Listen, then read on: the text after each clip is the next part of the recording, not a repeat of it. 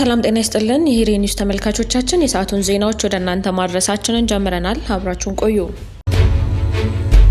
በሱዳን የሚንቀሳቀሰው የህወሓት አርሚ 70 በሸረሪና ግንባር ያከማችቶት የነበረው የመሳሪያ ዲፖ ተያዘ።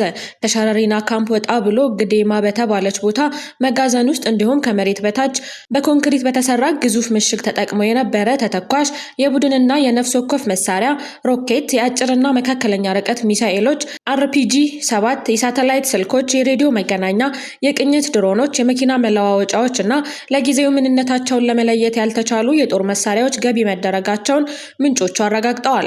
እንደ ወታደራዊ ምንጮቹ ገለጻ ከሆነ በትላንትናው ዕለት ብቻ ከሸረሪናና ግዴማ ካምፕ 31 ከባድ ተሳቢ ተሽከርካሪዎችም ከአርሚ 70 የተማረኩ የተለያዩ ትጥቆችን ወደ ሁመራና ዳንሻ ከተማ ተጓጉዘዋል። ለዚህ ዲፖ መገኘት የተማረኩ የአርሚ 7 ታጣቂዎች አስተዋጽኦ አድርገዋል። የመብራት ምሰሶችን ከገጩ አሽከርካሪዎች ከ9 ሚሊዮን ብር በላይ የጉዳት ካሳ ተሰበሰበ። በአዲስ አበባ ከተማ በጥንቃቄ ጉድለት ምክንያት የመብራት ምሰሶችን ከገጩ አሽከርካሪዎች 9.5 ሚሊዮን ብር የጉዳት ካሳ መሰብሰቡን የአዲስ አበባ የመብራት አገልግሎት አስተዳደር ባለስልጣን አስታወቀ። የባለስልጣኑ ዋና ዳይሬክተር ሰብስብ ሁሴን እንደገለጹት ባለስልጣኑ ከተቋቋመ የልማትና የማሻሻያ ስራዎች ተከናውነዋል። በተጠናቀቀው የ2018 በጀት ዓመት በከተማዋ የሚገኙ 41283 የመብራት ምሰሶዎች በጂኦግራፊያዊ የመረጃ ስርዓት እንዲመዘገቡ መደረጉ ተገልጿል።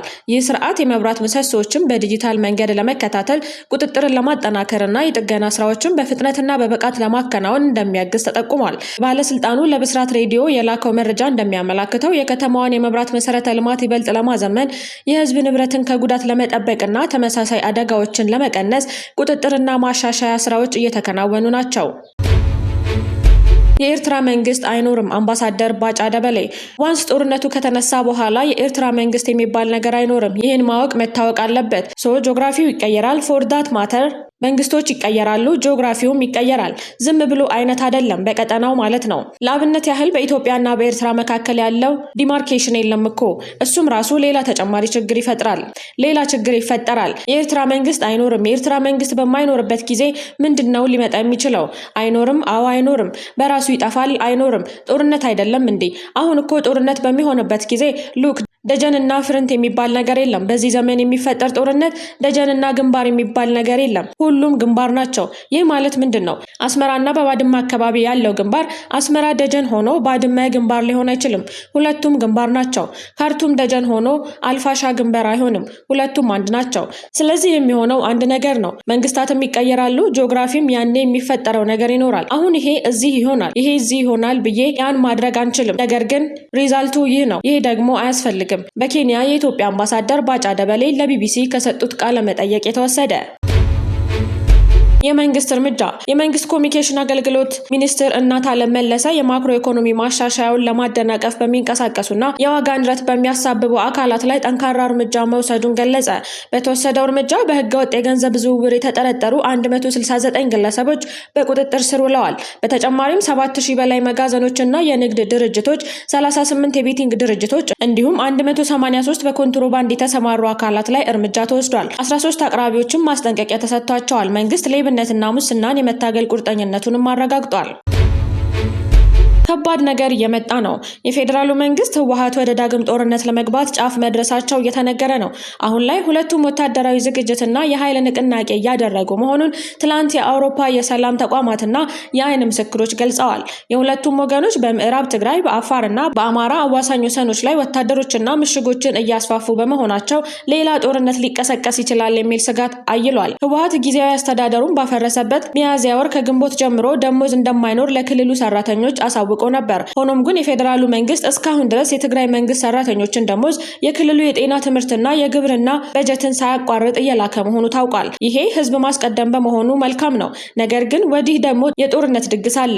በዚህም ከባድ ነገር እየመጣ ነው። አሁን ስጋቱ ግጭቱ ከተቀሰቀሰና ክልሉ እንደከዚህ ቀደሙ መሰረተ ልማቶችን የሚያቋርጥበት ከሆነ ህዝቡ ላይ የሚፈጠረው የማይገለጽ ጫና ነው። ይህ ቀውስ በትግራይ የሚወሰን ሳይሆን አዋሳኝ ክልሎችንም ያልፋል። የራያ ግንባር ከሰሞኑ አስፈርቷል። ከሁሉም በፊት ሂደቱ በንግግር የሚፈታበት የመጨረሻ መንገድ ቢፈጠር መልካም ነው። ሰላም ለሀገራችን፣ ሰላም ለህዝባችን።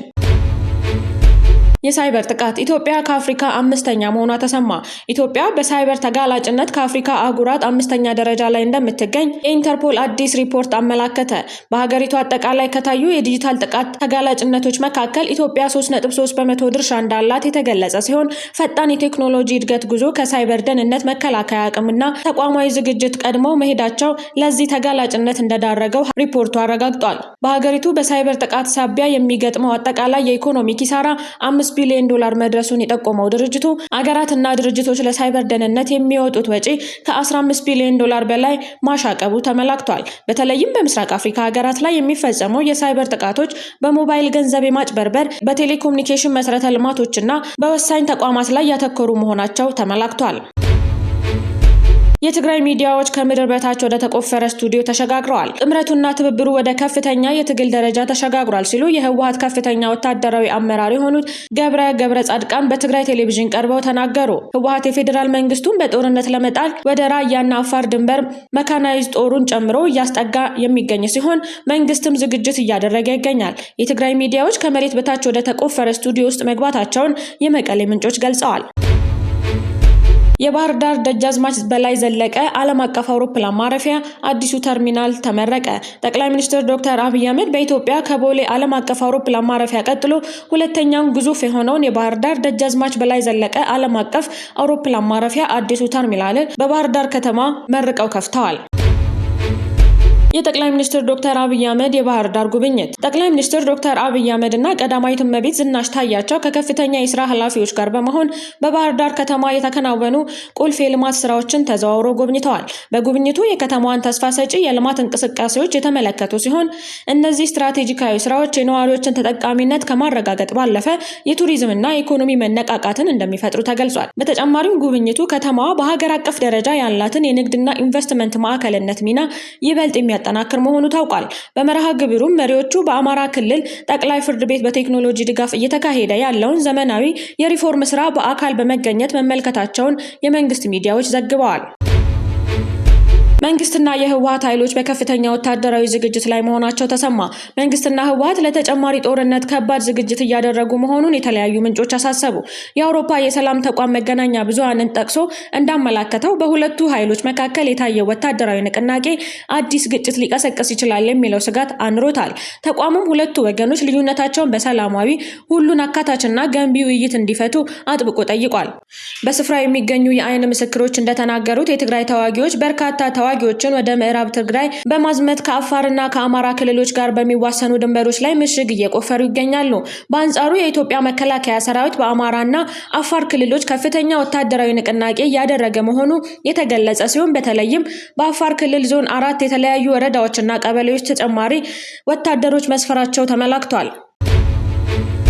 በመዲናዋ ሆቴሎችን ጨምሮ የምሽት መዝናኛዎች የድምጽ ብክለት መጨመሩ ተገለጸ።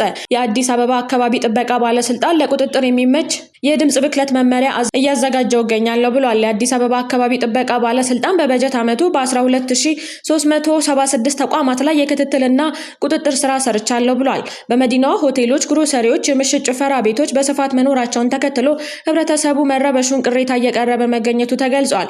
የአዲስ አበባ አካባቢ ጥበቃ ባለስልጣን ዋና አማካሪ አቶ አዱኛ ወንድሙ በመዲናዋ የሆቴሎችና የምሽት መዝናኛ ተቋማት መስፋፋትን ተከትሎ ከፍተኛ የድምጽ ብክለት መኖሩን ተናግረዋል። በአገልግሎት ዘርፉ ባሉ ተቋማት ላይ ክትትል ብቻ ሳይሆን እርምጃ እየወሰድኩ ነው ያለው ባለስልጣኑ ሆቴሎችና ግሮሰሪዎችን ጨምሮ ከ3116 በሚሆኑ ላይ የጽሁፍ ማስጠንቀቂያ መሰጠቱን ባለስልጣኑ ገልጿል።